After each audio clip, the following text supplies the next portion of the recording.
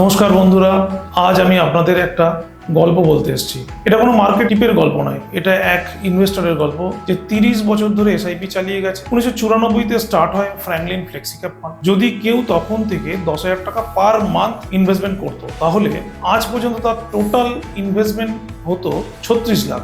কিন্তু তার ভ্যালু 1 কোটি নয়, 2 কোটি নয়, 15.69 কোটি, ইয়েস 15.69 ক্রোর্স হতো। এটা রিয়েল ডেটা, রিয়েল জার্নি। কিন্তু ফ্রেন্ডস, এটা শুধু নম্বরের গল্প নয়। 30 বছর মানে হলো 30টা জন্মদিন, 30টা অ্যানিভার্সারি, 30টা দেওয়ালি, আরো অনেক এমার্জেন্সি। 30 বার প্রলয়ও হতে পারে শিপটা স্কিপ করার। বাট অ্যাকচুয়াল ওয়েলথ সেই বানায় যে থাকে ডিসিপ্লিন, কমিটেড। মার্কেট সময় সময় রিওয়ার্ড দেয়, কিন্তু ডিসিপ্লিন ওয়েতে যে ইনভেস্টমেন্ট করেছে সব সময়ের জন্য রিওয়ার্ড দেয়। জানেন কি, ফ্লেক্সিক্যাপ ফান্ড এর সিপ প্রথম 3 বছরের নেগেটিভ রিটার্ন দিয়েছে। যদি সেই ইনভেস্টর ছেড়ে দিতেন, তাহলে 15 কোটি কখনোই দেখতে পেতেন না। 2008-এ ক্র্যাশ হলো লেমান ব্রাদার্স, 2020-তে কোভিড হলো। কোভিড ঝড়ে ফান্ডের ভ্যালু পড়ে গেছিল তখন অনেকটাই, কিন্তু যে লোকটা ধৈর্য রেখেছিল সে আজ কোটিপতি। আপনি যদি বলেন আমি তো সেফ ইনভেস্ট করতে পিপিএফ এ ইনভেস্টমেন্ট করতাম, তাহলে 10,000 টাকা প্রতি মাসে দিয়ে 30 বছরে হতো 1.5 কোটি টাকা। কিন্তু ফ্র্যাঙ্কলিন ফ্লেক্সিক্যাপ ফান্ড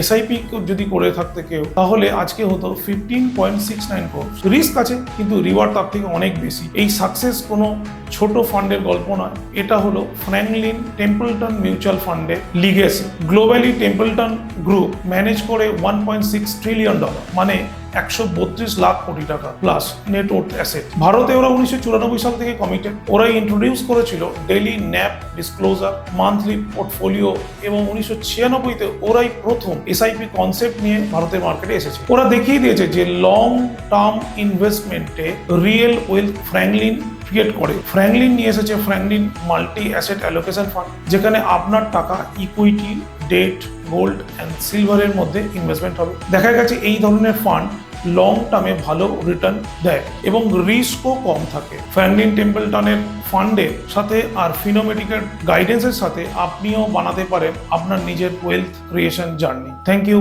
নমস্কার।